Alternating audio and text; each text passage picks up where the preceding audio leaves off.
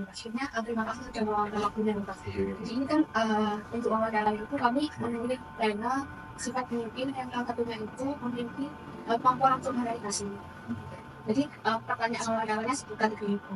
Yang pertama mungkin ini basic dulu ya, Pak. Bagaimana definisi kepemimpinan yang efektif menurut Pak? Nah, kebetulan saya di sini kan di bagian kasih. Jadi kalau levelnya di sini itu ada staff, kasih, kasubdit, baru direktur. Nah, top manajemennya di direktur.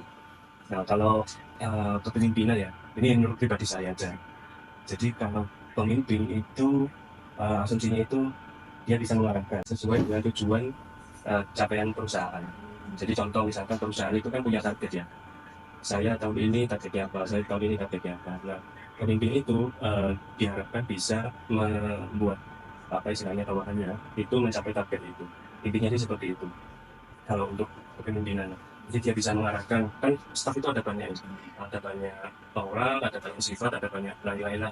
Nah, pemimpin itu bisa mengarahkan si A itu harus apa, si B itu harus apa, si C itu harus apa. Dia harus bisa memilih itu semua untuk mencapai tujuannya. Mungkin itu ya. Oke. Mungkin yang lain? Selama pengalaman panjenengan di sini, itu gaya kepemimpinan seperti apa, Pak? Yang panjenengan coba untuk ini? Iya, jadi kalau di sini kebetulan kan Direktorat Sistem Informasi ya. Sebagian besar orangnya itu teknisi.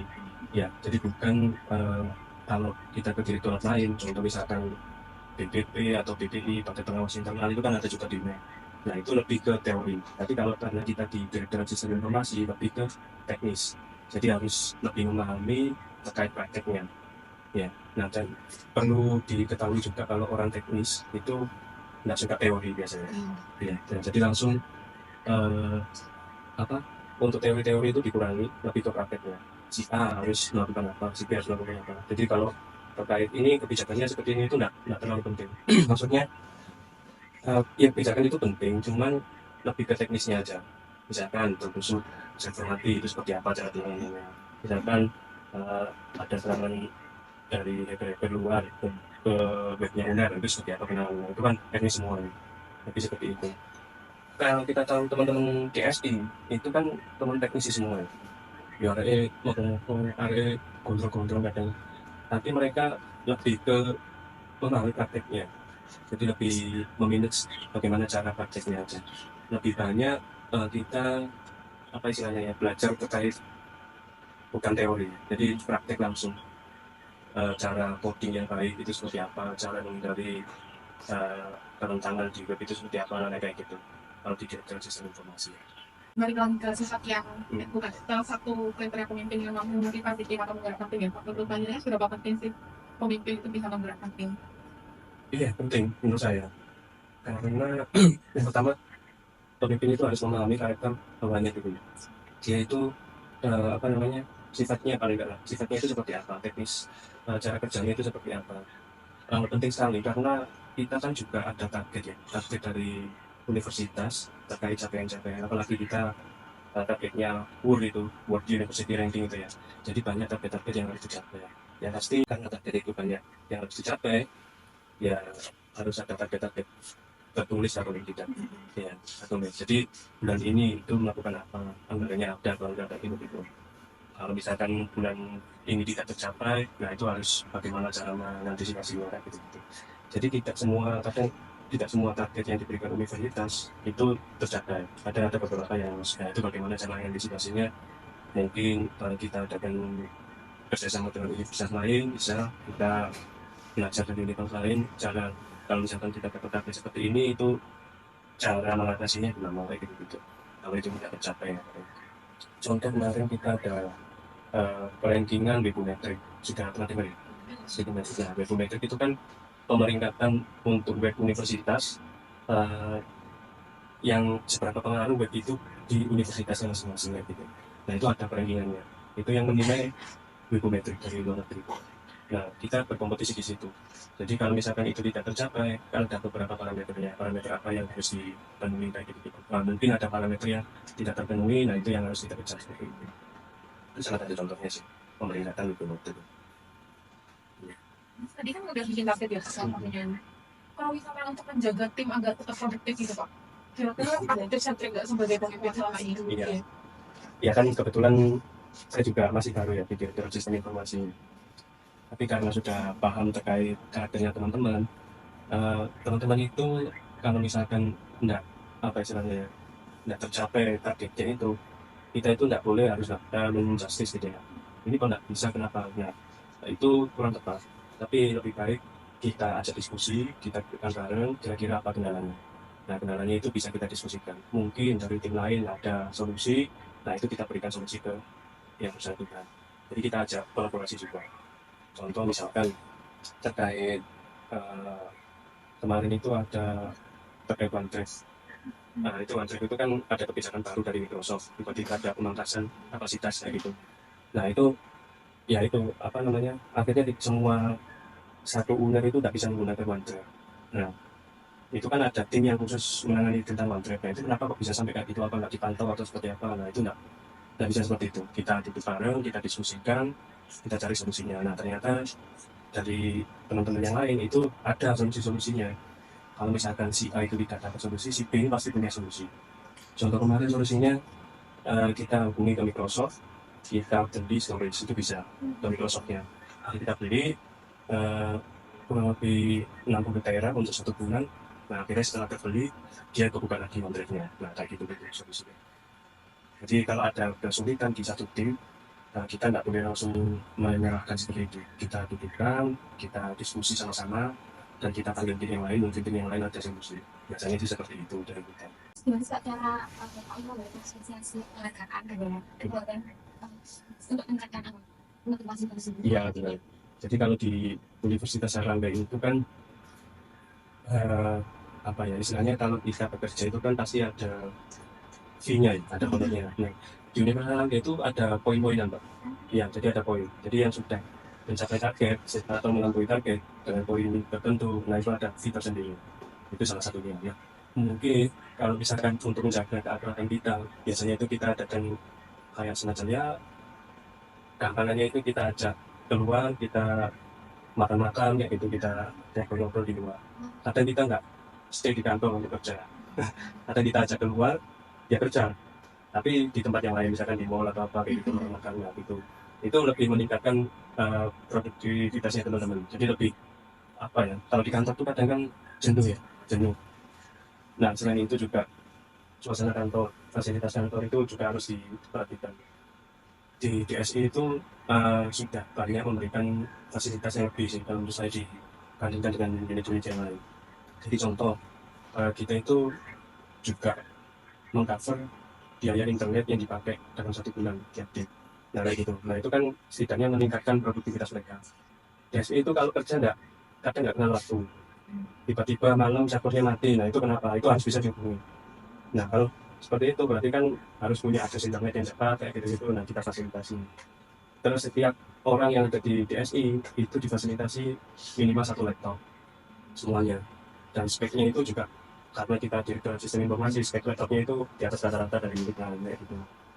Hanya fasilitas-fasilitas dari DSI. Ya mungkin itu sih garis besarnya kayak gitu. Untuk memotivasi teman-teman. Terus juga fasilitas ya Pak di sini, di support fasilitas. Iya, benar, fasilitas. Mungkin saya mau tanya selanjutnya Pak. Jadi Saya membayangkan Bapak ini kan sebagai pemimpin ya Pak. Dan misal ada suatu masalah, kemudian yang mungkin Bapak merasa kayak gagal memotivasi tim Bapak gitu Pak untuk mencapai visi tersebut atau program kerja yang sedang dilakukan, itu bagaimana cara mengatasi? ya itu tadi, jadi memang semua ada targetnya, tapi kadang tidak semua target itu terpenuhi. Kita ya itu tadi mengatasinya itu, kita ajak teman-teman itu kolaborasi. Kalau misalkan ada target yang tidak terpenuhi, nah kalau misalkan si A ini tidak bisa memenuhi target, saya harus bisa tahu kira-kira siapa yang bisa memenuhi target yang ini, karena si A ini sudah terbukti tidak terpenuhi targetnya. Nah, dari diskusi yang kita adakan itu kan ada usulan-usulan dari teman-teman yang lain. Biasanya teman-teman yang mengusulkan itu yang lebih bisa mencapai target kayak gitu. Nah, dari diskusi itu tadi kita asumsikan si B ini bisa memenuhi target. Nah, kita coba untuk ke person si B ini untuk mencapai target itu. Kadang seperti itu sih. Tidak semua job di situ disamakan, kadang beda-beda. Jadi kadang si A itu job list-nya 1 dan 2, kadang si B itu 3 dan 4. Nah, bisa jadi karena si A ini tidak memenuhi target, si B ini bisa dapat job list 1 dan 2 itu tadi. Nah, dari situ kan kita bisa mencapai target lebih cepat lagi. Kalau misalkan tidak apa ya istilahnya si ini tidak kurang memenuhi target, kita coba cari person yang bisa memenuhi target itu kayak gitu. Dan juga kan dengan fasilitas poin-poin yang ada di Direktorat Sistem Informasi itu lebih apa ya apa lebih meningkatkan teman-teman untuk mencapai poin yang lebih banyak itu tadi. Jadi kita tulis tugas-tugasnya apa saja. Nah, siapa yang ambil tugas ini? Misalkan tugas satu si A, tugas dua si B. Nah, kalau sudah terambil, berarti dia harus menyelesaikannya. Kalau sudah terselesaikan, kita bagian pengkoreksinya. Jadi benar nggak tugasnya ini selesai, ini sudah selesai, sudah selesai. Nah, itu kita poin semua kayak gitu. Jadi memang harus ada tugas yang harus kita delegasikan ke tim itu. Kalau nggak ada seperti itu, ya mereka ya nggak apa-apa, nggak ada tugasnya. Tugas itu nanti di pertingkat ya, dari direktur ke kasubdit, dari kasubdit ke kasih. Nah, dari kasih ini mendedikasikan ke staf KPD tadi. Jadi ada apa istilahnya kayak list tugas-tugasnya dalam 1 bulan ini apa, dalam 1 bulan ini apa, kayak gitu. Seperti itu sih. Oke, Pak, terima kasih. Semisal ada lompat di orang yang diskusikan kopi yang itu kayak itu punya pendapat atau terjadi pendapat dalam pas kayak itu. Iya, ya itu kadang sering juga. Kadang berbeda pendapat antara satu tim dengan tim yang lain atau person satu dengan person yang lain beda pendapat. Ya intinya harus ada yang mutus sih. Jadi biasanya sih si pimpinan rapat ya yang itu sih. Kalau misalkan ada yang kurang setuju dengan pendapat A, kurang setuju dengan pendapat B, pimpinan rapat harus bisa mengambil keputusan mana yang harus dijalankan, dan itu harus dipatuhi oleh semua staf. Berarti ini yang harus kita ambil kayak gitu. Tapi hampir sebagian besar itu ya kita secara mufakat aja. Nanti bener ya dia ambil yang ini aja ya, nah, kayak gitu. Nanti kita tulis di papan, berarti solusi yang ini itu pakai yang ini, solusi yang ini itu pakai yang ini. Pimpinan rapat harus bisa mengambil keputusan yang itu. Iya. Kan Bapak ada di bidang teknologi yang secara nggak langsung inovasinya itu terus menerus baru ya Kak. Nah, bagaimana sih Bapak itu sebagai pemimpin untuk mendorong tim untuk terus belajar dan terus mengikuti inovasi yang baru itu tadi? Iya, jadi di tim kita itu ada istilahnya tim yang memantau perkembangan teknologi juga. Jadi dia yang bertugas untuk mencari tahu teknologi-teknologi terbaru yang dibutuhkan di bidang IT. Itu ada di sini. Nah, dari situ itu mereka harus mendapatkan informasi targetnya, teknologi terbaru itu apa. Nah, ketika ada teknologi terbaru, kita sharing, kita buatkan rapat. Nah, si penemu teknologi baru itu mempresentasikan. Jadi ini kita ada teknologi baru. Misalkan nih ada update JavaScript atau apa. Nah, penanganan di JavaScript yang lama itu seperti apa. Nah, itu mereka presentasikan. Jadi ada tim yang seperti itu. Tidak hanya itu sih, kadang di kita itu lebih kita ada tim yang namanya CISR, CSIRT ya, CISR. Ya, nah tim itu bertugas untuk melakukan pengamanan. Nah, keamanan itu kan selalu update ya. Apalagi kalau kita tahu hacker-hacker yang di luar itu sering kali mencoba untuk membuat akses ilegal ke UNER. Kita juga bekerja sama dengan BSSN. Jadi kan di negara itu ada yang lembaga BSSN Sandi Negara itu. Nah, kita bekerja sama, kita adakan semacam seminar dengan BSSN. Nah, nanti dari tim BSSN itu yang menjabarkan kalau misalkan kerentanan apa yang terbaru. Kita juga pernah bekerja sama dengan tim Cyber Polda Jatim. Tim Cyber Polda Jatim itu sama kita adakan semacam seminar, mereka menjadi pemateri, nah nanti kita yang jadi pesertanya. Di kita itu ada tim yang namanya USI, Unit Sistem Informasi. Jadi tiap fakultas itu ada yang namanya USI-nya. Nah, itu yang sering bekerja sama dengan Direktorat Sistem Informasi. Istilahnya di tangan JSI yang ada di unit kerja itu namanya USI. Nah, USI itu yang kita undang, kita kita berikan semacam seminar. Nah, nanti dari seminar itu mereka akan mendapatkan informasi terbaru dengan bekerja sama BSSN, Polda Jatim itu. Nah, selain itu kita itu juga kerjasama dengan yang namanya Pak Bonti itu masyarakat yang melaporkan beberapa kerentanan by email atau by WA atau by media sosial ke tim CISET itu. Karena ada tim CISET itu, Pak Bonti itu sering melaporkan. Jadi contoh nih, saya berkampus ya. Saya berkampus itu ternyata ada kerentanan. Kalau kita masukkan script ini, saya bisa merubah nilai tanpa hak akses. Nah, misalkan seperti itu. Nah, itu ada laporan dari masyarakat seperti itu. Nah, kita sebagai tim CISA memastikan apakah benar dari laporan itu. Biasanya mereka membuat semacam kayak video POC, jadi memastikan bahwa yang dilaporkan itu benar. Nah, kayak gitu-gitu. Nah, kalau sudah dirasa itu benar dan itu bisa tertembus, kita laporkan ke tim programmer. Pak, ini ada kerentangan, minta tolong ini di patching agar tidak bisa ditembus. Nah, dari tim programmer, oh iya ternyata ini bisa lewat dari sini dibetulkan lagi. Nah, kayak gitu-gitu. Tiap hari programming kayak seperti itu. Berarti lebih ke memperbanyak kolaborasi sama tim Iya, lain. bisa seperti itu. Kita juga kadang kolaborasi dengan universitas lain. Ya, jadi kadang dari ITB ke kita ke UI biasanya. UI itu lumayan bagus untuk staff IT. Seperti itu. Biasanya yang sering bermasalah itu kan kalau cyber itu waktu KS-an. Iya. Nah, itu sering nggak bisa kayak gitu-gitu. Ya, alhamdulillah kemarin ini sudah lancar. Yang kemarin ini Iya. terakhir itu ya.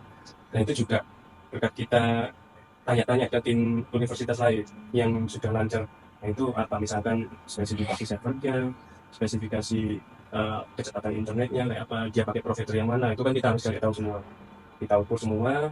Nah, kalau misalkan ini yang terbaik dan teknologi apa yang digunakan untuk misalkan dalam satu waktu ada 5.000 mahasiswa yang langsung akses itu ada cara ngukurnya. Nah, kayak gitu. Mungkin Pak ada pengalaman pribadi yang besar gitu Pak, yang tentang operasi tim gitu, mungkin kegagalan atau keberhasilan dengan Jadi kalau di kita itu memang tidak terlalu ini gagal ini berhasil tidak seperti itu ya. Jadi karena memang sudah ada job disk-nya masing-masing, staff itu harus tahu job disk saya apa, target saya apa, dan saya ingin menyelesaikan apa. Dan itu harus diketahui masing-masing staff. Kalau misalkan itu tidak terpenuhi, biasanya ya staff itu sendiri yang merasa gagal kayak gitu. Jadi bukan pimpinan yang ngetur kayak gitu-gitu, tapi lebih si staff itu bagaimana caranya memperbaikinya. Karena ya mereka bekerja di sini, sudah bukan belajar lagi ya. Mereka bekerja, dihonori dengan ilmu dia harus memberikan ilmunya ke kita kayak gitu. Jadi sudah tidak seperti kita belajar ya. Kalau belajar kan salah masih maklum lah, bisa tanya ke temannya atau apa. Tapi kalau kita sudah di dunia kerja, kita ada target, kamu punya ilmu, berikan ilmumu ke kita untuk mencapai target itu. Biasanya seperti itu. Jadi nggak sampai pimpinan itu marah-marah, ini gimana kok enggak mencapai ini, enggak. Jadi ya marah, enggak sampai meledak-meledak kayak gitu. Cuma negur aja biasanya. Enggak, tolong untuk target yang ini diselesaikan, gitu aja. Itu sudah harus paham semua. Jadi kalau sudah seperti itu, berarti oh ini pimpinannya sudah mulai menotis untuk pekerjaan yang ini. Kalau enggak mencapai target, ya si staff itu harus memenuhi targetnya, kayak gitu-gitu. Kalau di UNER sendiri itu kan diukur mbak kinerjanya. Kalau kinerja itu enggak mencapai targetnya atau sering tidak mencapai target, ada punishment tersendiri. Ya, kadang di apa istilahnya mutasi, pernah dengar ya? Ya, ini dipindahkan ke sini, ini dipindahkan ke sini. Siapa tahu ini kalau di sini lebih perform, ini di sini lebih perform. Nah, mungkin karena dia sebelumnya jurusannya bahasa Inggris misalkan, tapi kok kerjanya di IT, kan ilmu IT-nya masih kurang ya. Nah, itu kadang diblokir. Yang bahasa Inggris ini dipekerjakan di unit AGE misalkan. AGE itu American Global Engagement, dia yang membawahi terkait internasionalisasi. Nah, itu lebih tepat di situ mungkin ya. Nah, itu ada ukuran-ukurannya semua. Kalau di DSI khusus orang-orang yang jurusannya atau yang punya kemampuan di bidang IT mungkin seperti itu ya. Oke. Dan harus update juga ya ilmunya. Kalau IT kan cepat sekali ya update-update-nya itu. Tapi berarti untuk punishment atau sanksi itu langsung dari pihak UNER Universitas. ya? Jadi kita ada Direktorat Sumber Daya Manusia. Nah, Direktorat Sumber Daya SDM-nya. Direktorat SDM ini yang mengukur kinerja.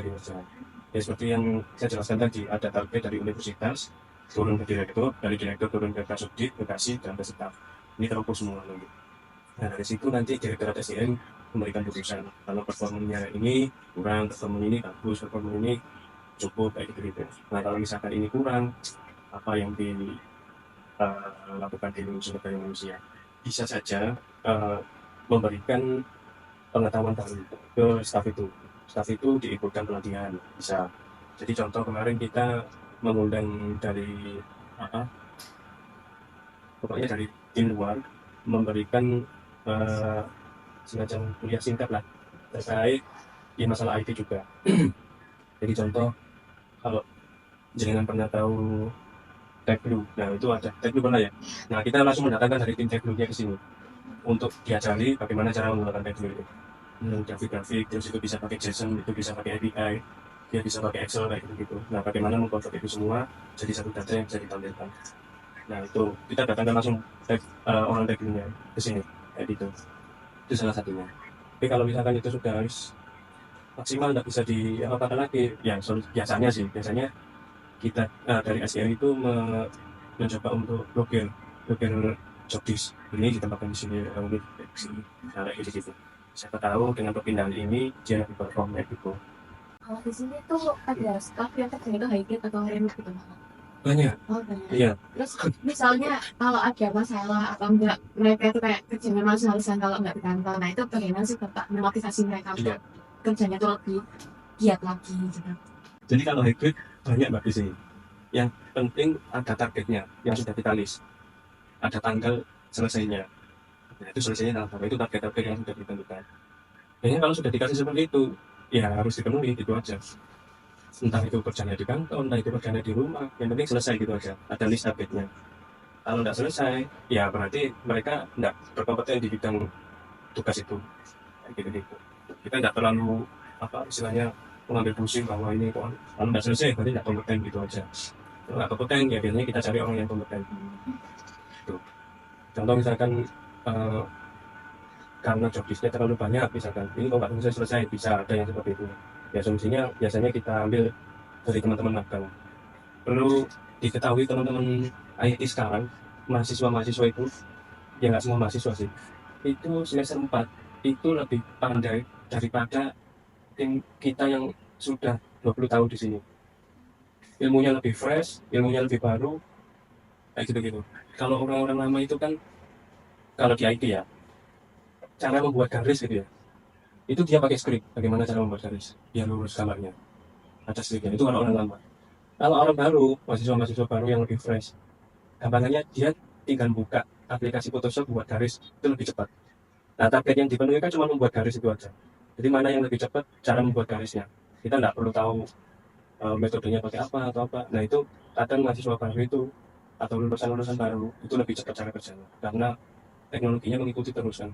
Kalau orang-orang lama yang sudah sepuh itu kadang ya masih mengikuti metode lama karena dia tidak mengikuti perkembangan itu ya. Nah kalau misalkan ada yang seperti itu, ya itu tadi kita berikan pelatihan, kita latih. Soalnya kalau IT itu memang dibutuhkan orang-orang yang lebih fresh, yang lebih baru ilmunya. Kalau orang-orang yang lama itu metodenya masih pakai cara-cara lama. Nah itu kita kadang yang targetnya tidak terpenuhi gara-gara itu. Terus waktu di zaman COVID Kak, Oh iya, itu kan pasti COVID ya. banyak tantangan ya yang jadi awal kita tim IT kan harus siap sedia kalau misalnya ada masalah, kalau jadi harus 24/7 lah istilahnya untuk siap menghadapi masalah itu. Nah waktu COVID kemarin kan pasti banyak yang mungkin berhalangan nggak ngecek HP atau enggak atau gimana gitu. Nah itu cara Bapak saya kemudian untuk merangkul tim lagi itu gimana ya Iya. Pak? Dan kebetulan waktu COVID itu saya masih belum ada di DXD. Oh, Saya kebetulan baru ya di sini. oh, iya. Nah biasanya kalau yang ada seperti itu, ya sama, kerjaan kita itu kan hybrid ya. Semua aktivitas IT itu seharusnya bisa di remote.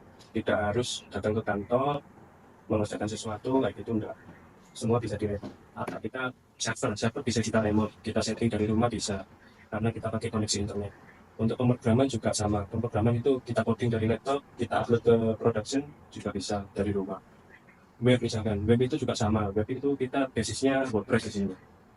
WordPress kan ya gitu-gitu aja WordPress. Kalau ada kerentanan baru kita tangani kerentanannya, juga bisa pakai laptop, kita upload lagi ke production, seperti itu bisa. Sebenarnya semua pekerjaan itu di bagian IT ya, bisa kita remote semua.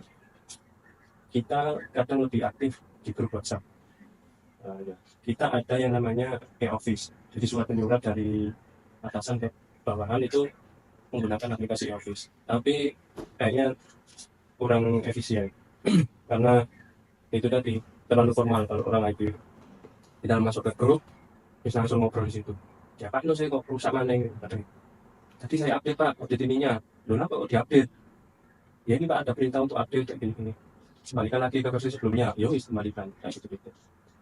Kadang diupdate malah jadi rusak kayak gitu-gitu. Dia harus bisa mengembalikan ke versi sebelumnya. Nah itu kadang, dan itu dia harus bisa. Kalau nggak bisa berarti ya eskalasi ke atasannya, maksudnya suruh downgrade WordPress misalkan ya, nggak bisa Pak. Nah kalau sudah ada kayak gitu, itu harus diambil alih oleh pimpinan minimal. Harusnya pimpinannya itu bisa mendowngrade atau mengupgrade kayak gitu. Kalau misalkan nggak ada yang bisa, ya kita share ke tim lain siapa yang bisa mendowngrade. Dan semuanya itu ada tutorialnya di internet. Ya meskipun berbahasa Inggris kan harus bisa ya, bahasa Inggris. Cari semuanya di internet itu ada, apalagi sekarang ada AI seperti itu, malah lebih cepat sekali, lebih mudah. Ya seperti itu Pak. AI itu akan segera kita kembangkan juga di DSI. Kita rencana pakai Gemini dengan Microsoft. Nah itu nanti data-data seuner rencana akan dimasukkan ke AI itu. Nah kan kita langsung tanya berapa jumlah meja di UNER, nah, itu bisa dijawab. Berapa jumlah mahasiswa dari Madura misalkan, itu bisa. Kalau datanya sudah terkumpul semua di AI, kita nyoba untuk pengembangan ke AI-nya. Kalau sekarang kan kita bisa ada aplikasi aset, ada aplikasi cyber, ada aplikasi. Nah ini kita kalau masukkan semua ke AI, tanya apa di AI itu bisa kasih pengembangan ke situ.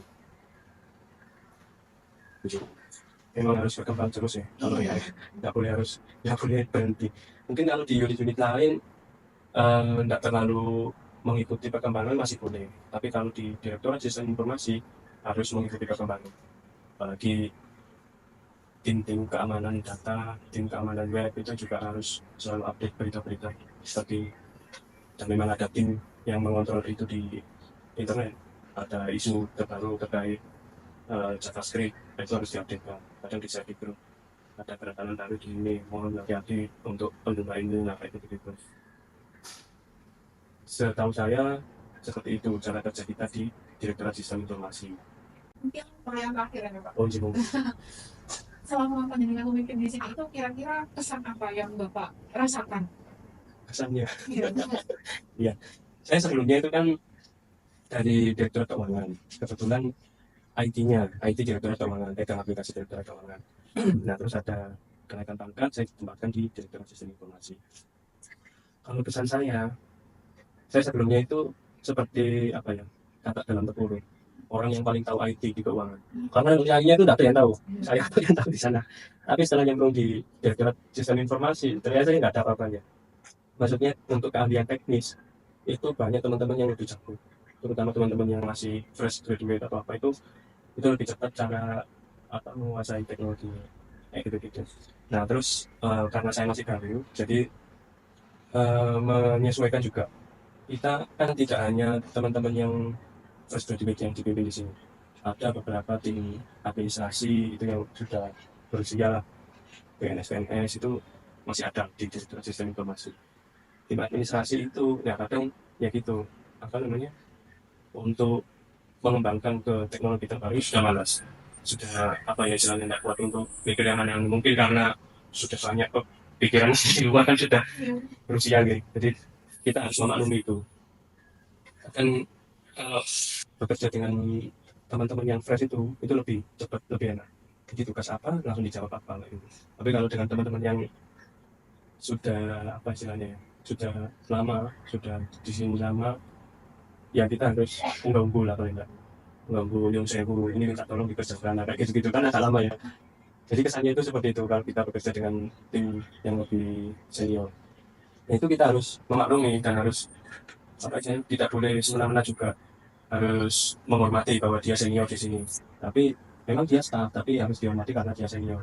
Dia yang lebih awal di sini, lebih tahu sejarah-sejarahnya kayak gitu. Tapi kalau untuk perkembangan teknologi memang masih tertinggal dengan teman-teman yang fresh graduate.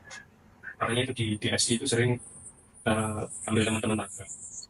Nah, karena teman-teman magang itu potensinya bagus, terus cara kerjanya juga bagus.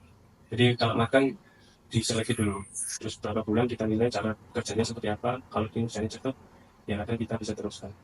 Kadang ada yang sampai jadi pegawai di Direktorat Sistem Informasi dari magang itu. Sebelumnya kuliah sama magang di sini. Karena kinerjanya bagus, pimpinan atau direktur menilai juga bagus, ya sekalian kita angkat sebagai staff, bisa ada yang seperti itu dari magang itu. Kalau dia mau kerja di sini, nanti kita tawari penghasilannya seperti ini, perbedaan dengan magang seperti ini, owner-ownernya seperti ini, mau nggak? Kalau mau ya kita rekrut. Seperti itu sih kesan-kesannya.